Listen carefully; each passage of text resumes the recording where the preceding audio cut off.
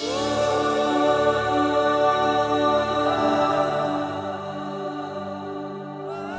is the purpose of your life and the purpose of God's call and election in your life. This is the great promises in the Bible that God calls you to obtain His kingdom and glory. എനിക്കായൊരു ഭവനം ഉയരെ അങ്ങുയരെ ഒരുങ്ങിയിടുന്നു ദൈവസന്നിധിയിൽ. ദൈവത്തിൻ കയ്യാൽ നിർമ്മിതമാം ഭവനം ഒരുങ്ങിയിടുന്നു അങ്ങുയരെ. എനിക്കായൊരു ഭവനം ഉയരെ അങ്ങുയരെ ഒരുങ്ങിയിടുന്നു ദൈവസന്നിധിയിൽ. ദൈവത്തിൻ കയ്യാൽ നിർമ്മിതമാം ഭവനം ഒരുങ്ങിയിടുന്നു അങ്ങുയരെ. പതിനായിരങ്ങളിൽ സുന്ദരനെ ഞാൻ കാണുമേ, തേജോമയനാമൻ പിതാവിനെ ഞാൻ കാണുമേ. പതിനായിരങ്ങളിൽ സുന്ദരനെ ഞാൻ കാണുമേ, തേജോമയനാമൻ പിതാവിനെ ഞാൻ കാണുമേ.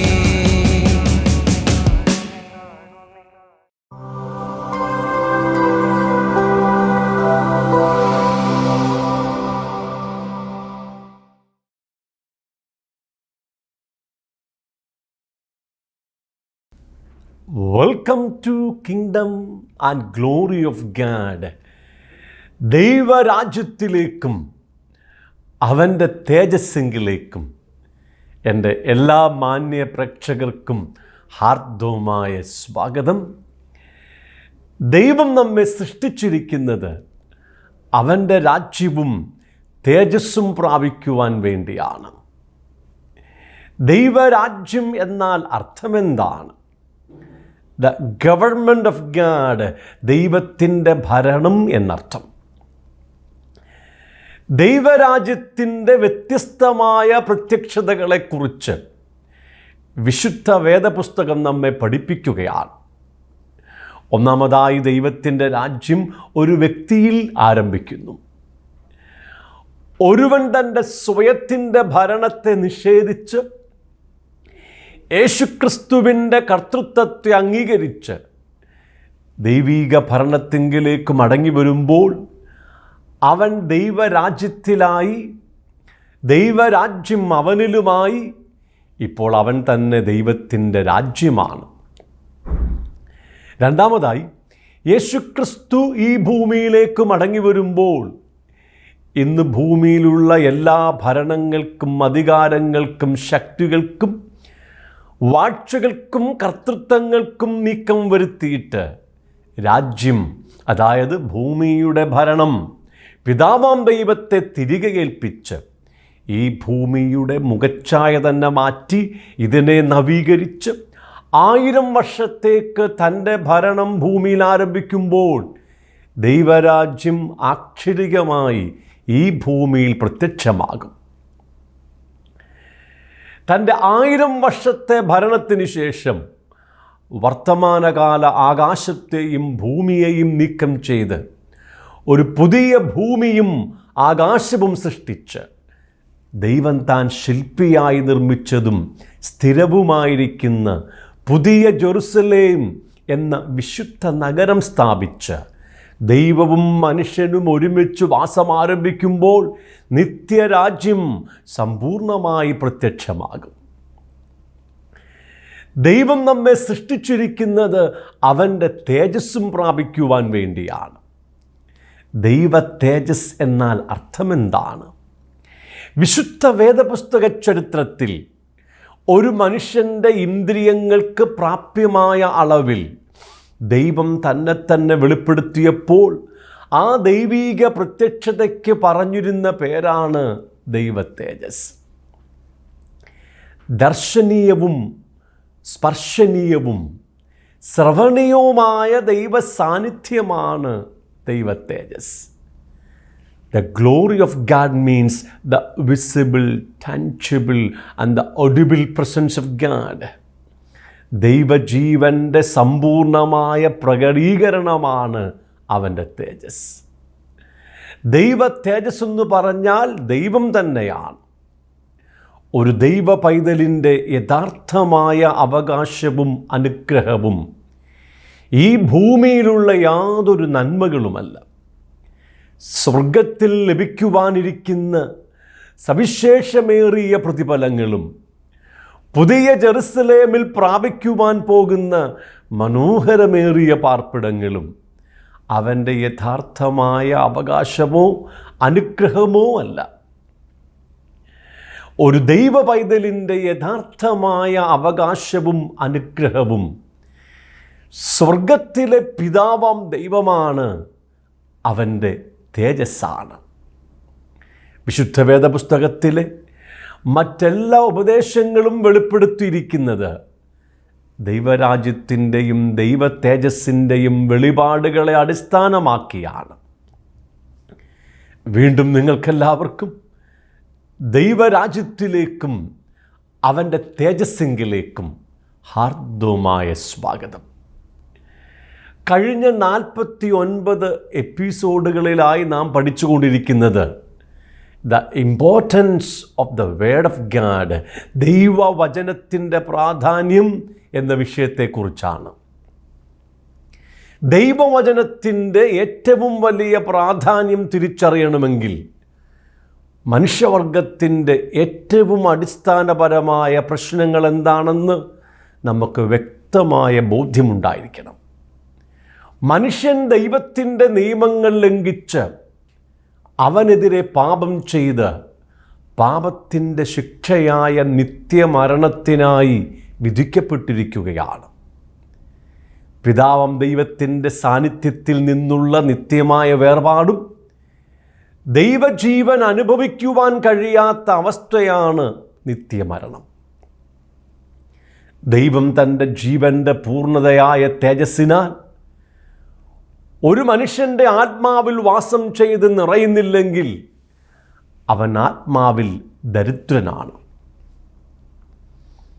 ദൈവം തൻ്റെ ജീവൻ്റെ പൂർണ്ണതയായ തേജസ്സിനാൽ ഒരു മനുഷ്യൻ്റെ ദേഹിയിൽ, പ്രാണനിൽ, ഹൃദയത്തിൽ നിറയുന്നില്ലെങ്കിൽ അവൻ്റെ ഹൃദയത്തിൽ തകർച്ചകളുണ്ട്, മുറിവുകളുണ്ട്, ഭയം, ദുഃഖം, നിരാശ തുടങ്ങിയ സകലവിധ നിഷേധാത്മകമായ വികാരങ്ങളാലും അവൻ്റെ ഹൃദയം നിറഞ്ഞിരിക്കും. ദൈവം തൻ്റെ ജീവൻ്റെ പൂർണ്ണതയായ തേജസ്സിനാൽ ഒരു മനുഷ്യൻ്റെ ശരീരത്തിൽ നിറയുന്നില്ലെങ്കിൽ അവൻ്റെ ശരീരത്തിൽ ദ്രവത്വമുണ്ട്, രോഗമുണ്ട്, മരണമുണ്ട്. ദൈവം തൻ്റെ ഏകജാതനായ പുത്രൻ യേശുക്രിസ്തുവിനെ മനുഷ്യവർഗത്തിൻ്റെ പകരക്കാരനായി ഈ ഭൂമിയിലേക്ക് അയച്ച് അവൻ്റെ ക്രൂശ് മരണം മുഖാന്തരം മനുഷ്യവർഗത്തിൻ്റെ പാപങ്ങൾക്ക് പരിഹാരം വരുത്തി പാപത്തിൻ്റെ ശമ്പളമായ നിത്യമരണത്തിൽ നിന്ന് മനുഷ്യവർഗത്തെ രക്ഷിച്ച് തൻ്റെ ആത്മാവിനെയും ജീവനെയും അവർക്ക് ദാനമായി കൊടുത്തിരിക്കുകയാണ്. ഇപ്പോൾ യേശുക്രിസ്തുവിനെ സ്വീകരിക്കുന്ന ഓരോ വ്യക്തികളിലേക്കും ദൈവത്തിൻ്റെ ആത്മാവും ജീവനും പ്രവേശിച്ച് അവരെ ദൈവത്തിൽ നിന്നും ജനിപ്പിച്ച് ദൈവത്തിൻ്റെ മക്കളാക്കി തീർക്കുകയാണ്. ഇനി ഓരോ നിമിഷവും ജീവൻ്റെ സമൃദ്ധിയിലേക്ക് അവർക്ക് ഒരു വളർച്ചയുണ്ട്. എങ്ങനെയാണ് ഈ ജീവൻ്റെ സമൃദ്ധിയിലേക്ക് വളരുന്നത്? യേശുക്രിസ്തു പറഞ്ഞു, ഞാൻ നിങ്ങളോട് സംസാരിച്ചിരിക്കുന്ന വചനങ്ങൾ ആത്മാവും ജീവനുമാണ്. ഓരോ വിശുദ്ധ തിരുവെഴുത്തുകളും ദൈവജീവനാലും ആത്മാവാലും നിറയ്ക്കപ്പെട്ടിരിക്കുകയാണ്. ഈ വചനം നമ്മിലേക്ക് ഇറങ്ങി വരുമ്പോൾ വചനം ജീവനായി ആത്മാവായി മാറുകയാണ്. വിശുദ്ധ വേദപുസ്തകം വായിക്കുന്നതും കേൾക്കുന്നതും പഠിപ്പിക്കുന്നതും ജീവൻ പ്രാപിച്ച് ജീവൻ്റെ സമൃദ്ധിയിലേക്ക് വളരുവാൻ വേണ്ടിയാണ്.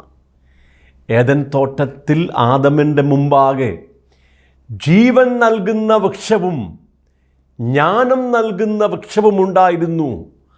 ആദം ജീവനെ ത്യജിച്ച് ജ്ഞാനത്തെ തെരഞ്ഞെടുത്തു.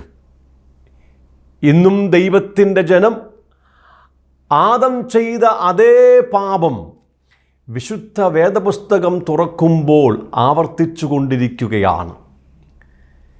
വിശുദ്ധ വേദപുസ്തകം വായിക്കുന്നതും കേൾക്കുന്നതും പഠിപ്പിക്കുന്നതും ജീവൻ പ്രാപിക്കുവാൻ വേണ്ടിയാണോ അതോ കേവലം ജ്ഞാനം പ്രാപിക്കുവാൻ വേണ്ടിയാണോ? സദൃശവാക്യങ്ങളുടെ പുസ്തകം 4-ാം അധ്യായം 20-ാം വാക്യം തുടങ്ങിയാണ് നാം പഠനം ആരംഭിച്ചത്. ദൈവവചനത്തിന് നാം ഏറെ ശ്രദ്ധ കൊടുക്കണം. യേശുക്രിസ്തു പറഞ്ഞു, നിങ്ങൾ കേൾക്കുന്നത് എന്തെന്ന് സൂക്ഷിക്കണം. നാം എന്താണ് കേൾക്കേണ്ടത്? ആത്മീയ അഭിവൃദ്ധിയിലേക്ക് നയിക്കുന്ന, ജീവൻ്റെ ആത്മാവിൻ്റെ നിറവിലേക്ക് നമ്മെ വളർത്തിയെടുക്കുന്ന, ക്രിസ്തു എന്ന തലയോളം സകലത്തിലും നമ്മെ വളർത്തിയെടുക്കുന്ന, തികഞ്ഞ പുരുഷത്വത്തിലേക്ക് നമ്മെ വളർത്തിയെടുക്കുന്ന, ക്രിസ്തുവിൻ്റെ സമ്പൂർണതയായ പ്രായത്തിൻ്റെ അളവ് പ്രാപിക്കുവോളം നമ്മെ വളർത്തിയെടുക്കുന്ന, ദൈവത്തിൻ്റെ എല്ലാ നിറവോളം നമ്മെ വളർത്തിയെടുക്കുന്ന, മനസ്സ് പുതുക്കി രൂപാന്തരപ്പെടുവാൻ നമ്മെ സഹായിക്കുന്ന, ആത്മദേഹി ദേഹത്തിൻ്റെ സമ്പൂർണ്ണ വിശുദ്ധീകരണത്തിലേക്ക് നമ്മെ നയിക്കുന്ന, സ്വയത്തെ ത്യജിച്ച് താൻ്റെ ക്രൂശെടുത്തുകൊണ്ട് യേശുവിനെ അനുഗമിക്കുവാൻ നമ്മെ സഹായിക്കുന്ന, ആത്മദേഹി ദേഹത്തിൻ്റെ സമ്പൂർണ്ണ വിശുദ്ധീകരണത്തിലേക്ക് നമ്മെ നയിക്കുന്ന, പാപത്തിൻ്റെ മീതെ, ജഡമോഹങ്ങളുടെ മീതെ, ലോകമോഹങ്ങളുടെ മീതെ, പിശാചിൻ്റെ പരീക്ഷകളുടെയും തന്ത്രങ്ങളുടെയും മീതെ ജയാളികളാക്കി തീർത്ത് യേശുക്രിസ്തുവിൻ്റെ സ്വരൂപത്തോട് അനുരൂപമായി തീർക്കുന്ന ദൈവത്തിൻ്റെ വചനങ്ങൾക്ക് നാം ഏറെ പ്രാധാന്യം കൊടുക്കണം. എബ്രായർക്ക് എഴുതിയ ലേഖനം 5-ാം അധ്യായം 11-ാം വാക്യം തുടങ്ങി 6-ാം അധ്യായം 2-ാം വാക്യം വരെ നാം പഠിച്ചുകൊണ്ടിരിക്കുകയാണ്. ദൈവത്തിൻ്റെ അരുളപ്പാടുകളുടെ സമ്പൂർണ്ണ പാഠങ്ങളും ക്രിസ്തുവിൻ്റെ പഠിപ്പിക്കലുകളുടെ സമ്പൂർണ്ണ പാഠങ്ങളും സ്വീകരിച്ച് നിരന്തരം നമ്മുടെ ഇന്ദ്രിയങ്ങൾക്ക് അഭ്യസനം വരുത്തി പ്രായത്തിൻ്റെ തികവിലേക്കെത്തണം, പരിജ്ഞാന പൂർത്തിയിലേക്ക് എത്തിച്ചേരണം. ദൈവം തൻ്റെ വചനം നമുക്ക് തന്നിരിക്കുന്നത് നാം യേശുക്രിസ്തുവിനെ പോലെ ഈ ഭൂമിയിൽ ആയിത്തീരുവാൻ വേണ്ടിയാണ്. കഴിഞ്ഞ എപ്പിസോഡിൽ മത്തായി എഴുതിയ സുവിശേഷം 5-ാം അധ്യായം 48-ാം വാക്യമാണ് നാം പഠിച്ചത്. ആകയാൽ നിങ്ങളുടെ സ്വർഗീയ പിതാവ് സൽഗുണപൂർണനായിരിക്കുന്നത് പോലെ നിങ്ങളും സൽഗുണപൂർണരാകുവിൻ. സ്വർഗത്തിലെ നമ്മുടെ പിതാവാം ദൈവം സൽഗുണപൂർണനാണ്, അവൻ തികഞ്ഞവനാണ്, ഒരു കുറവും അവനിലില്ല.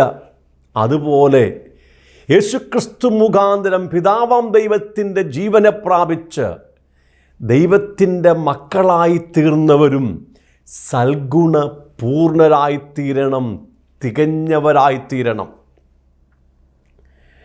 ദൈവത്തിൻ്റെ അരുളപ്പാടുകൾ അത് നിത്യരാജ്യമാണ്, നിത്യജീവനാണ്, നിത്യ തേജസ്സാണെന്ന് നാം കണ്ടു കഴിഞ്ഞു. ഈ ദൈവത്തിൻ്റെ അരുളപ്പാടുകളുടെ ആദ്യ പാഠങ്ങൾ നൽകിയപ്പോൾ അതുമായി ചേർന്ന് അനേകമായ കൽപ്പനകൾ, നിയമങ്ങൾ അവൻ തന്നു.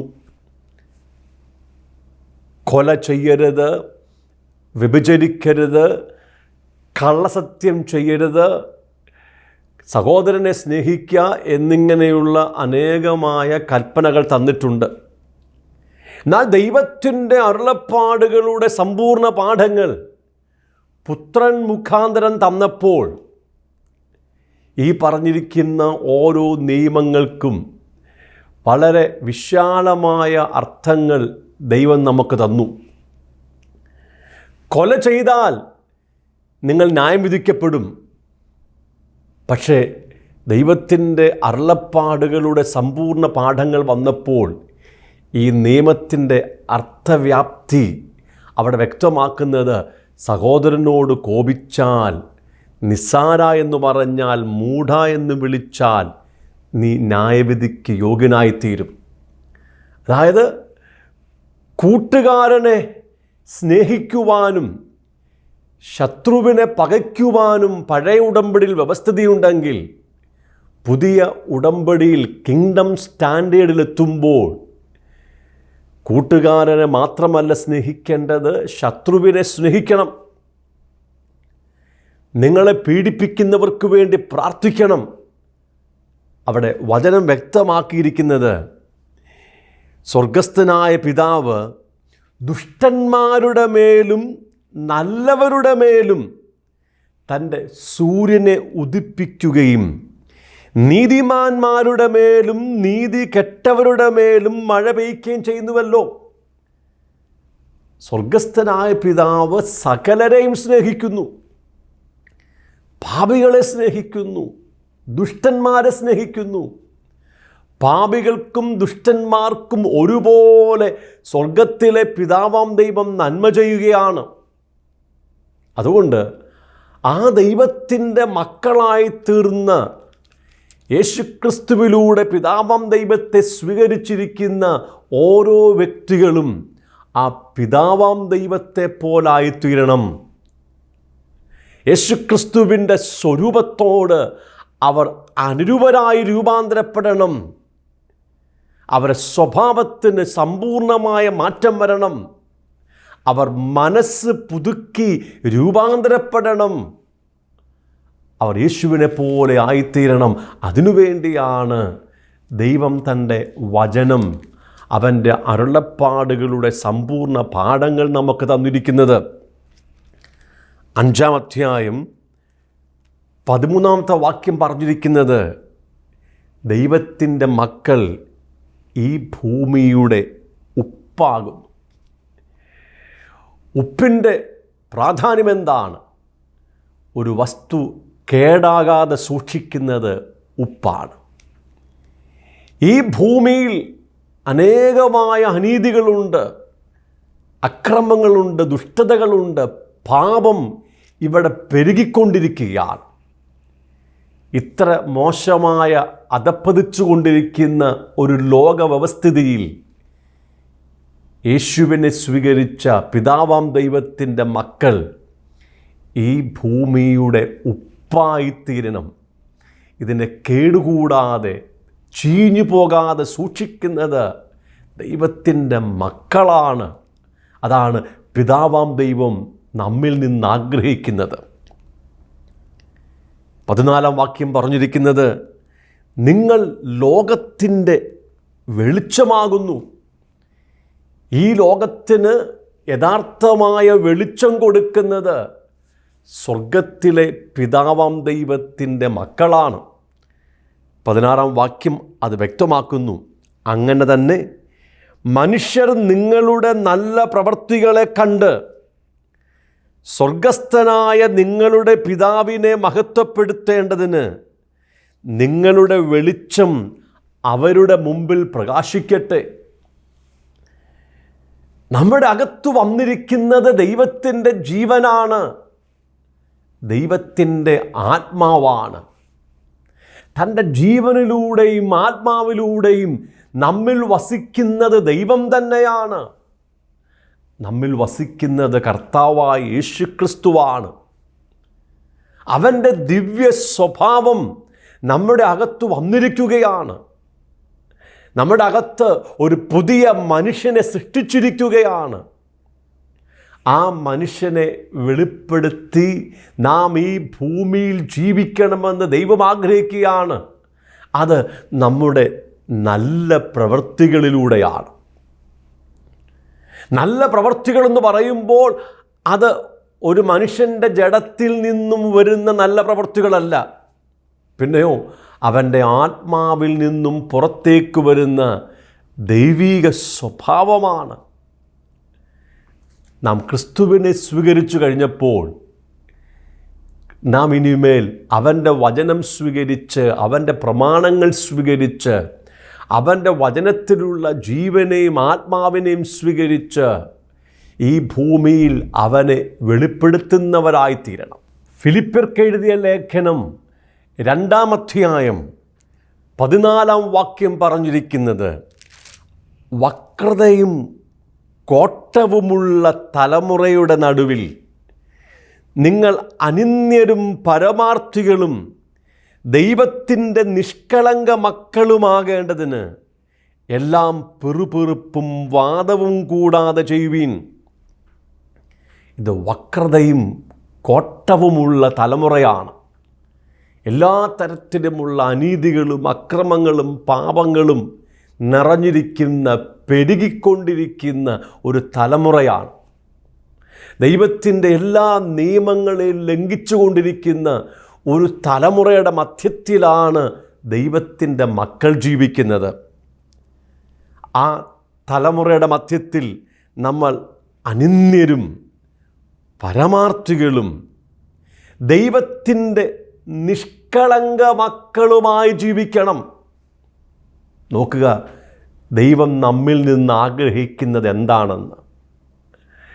സ്വർഗത്തിലെ പിതാവാം ദൈവത്തിൻ്റെ മക്കളാണ് നാം.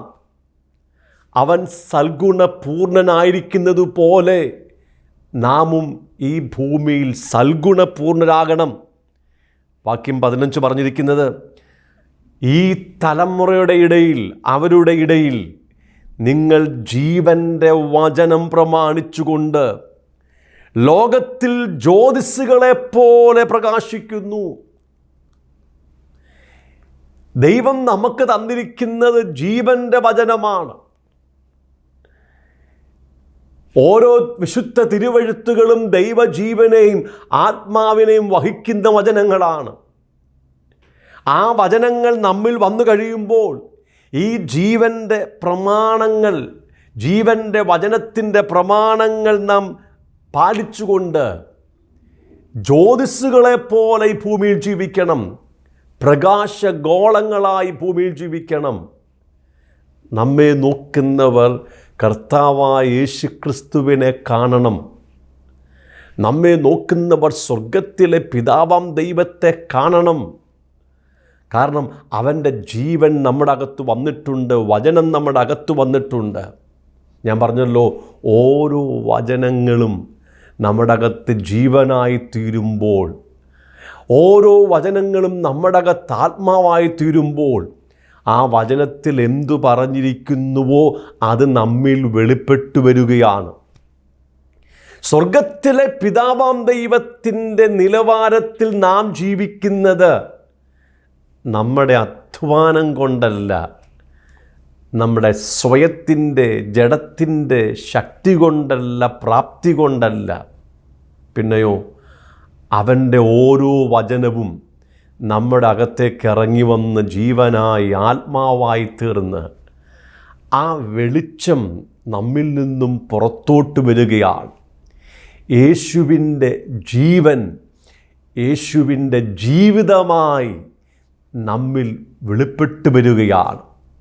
സ്വർഗത്തിലെ പിതാവാം ദൈവത്തിൻ്റെ വചനം നമ്മുടെ അകത്ത് ജീവനായി ആത്മാവായി അവൻ്റെ ജീവിതമായി നമ്മിലൂടെ വെളിപ്പെടുകയാണ്. പ്രിയമുള്ളവരെ, ദൈവം നിങ്ങളെ വിളിച്ചിരിക്കുന്നത്, നിങ്ങളുടെ പാപങ്ങൾ മോചിച്ച് നിത്യമരണത്തിൽ നിന്നും നിങ്ങളെ രക്ഷിച്ചിരിക്കുന്നത് ഈ ഭൂമിയിൽ യേശുക്രിസ്തുവിനെ പോലെ സമ്പൂർണതയിലേക്ക് വളർന്നു വരുവാൻ വേണ്ടിയാണ്. ഞാൻ നിങ്ങളോട് സംസാരിക്കുന്ന വചനങ്ങൾ ആത്മാവും ജീവനുമാണ്. നിങ്ങളുടെ കേൾവിയിലൂടെയും വായനയിലൂടെയും എൻ്റെ പഠിപ്പിക്കലിലൂടെയും വചനം നിങ്ങളുടെ അകത്ത് ജീവനായി തീരട്ടെ, ആത്മാവായി തീരട്ടെ. ക്രിസ്തു നമ്മിൽ വെളിപ്പെട്ടു വരട്ടെ. നാം സ്വർഗീയ പിതാവാം ദൈവത്തിൻ്റെ മക്കളാണെന്ന് ഈ ലോകത്തിന് ബോധ്യം വരട്ടെ. കിങ്ഡം ആൻഡ് ഗ്ലോറി മിനിസ്ട്രീസിൻ്റെ ആഫ്രിക്കൻ മിഷനിലേക്ക് എൻ്റെ എല്ലാ മാന്യപ്രേക്ഷകർക്കും ഹാർദവമായ സ്വാഗതം. ആഫ്രിക്കയുടെ മിക്ക രാജ്യങ്ങളിലും തുടരുന്ന ആഭ്യന്തര യുദ്ധങ്ങളിൽ നിന്നും അഭയാർത്ഥികളായി യുഗാണ്ടയിൽ ജീവിക്കുന്ന 40 ലക്ഷത്തിലധികം വരുന്ന ജനങ്ങളുടെ മധ്യത്തിലാണ് നമ്മുടെ പ്രവർത്തനങ്ങൾ ഇപ്പോൾ നടന്നുകൊണ്ടിരിക്കുന്നത്.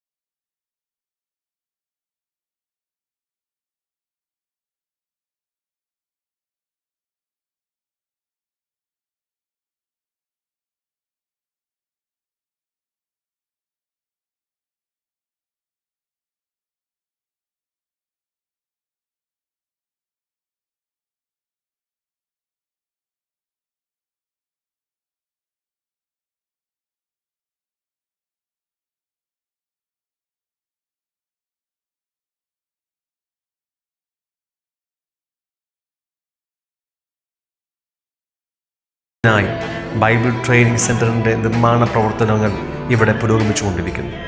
അനാഥരും ശാരീരിക വൈകല്യങ്ങളുമുള്ള കുഞ്ഞുങ്ങൾക്ക് വേണ്ടി ഒരു ബോർഡിംഗ് സ്കൂൾ, ഒരു കുഴൽക്കിണർ നിർമ്മാണ യൂണിറ്റ്, മൊബൈൽ മെഡിക്കൽ യൂണിറ്റ് തുടങ്ങിയവ ആരംഭിക്കുവാനുള്ള ഒരുക്കത്തിലാണ് നമ്മൾ.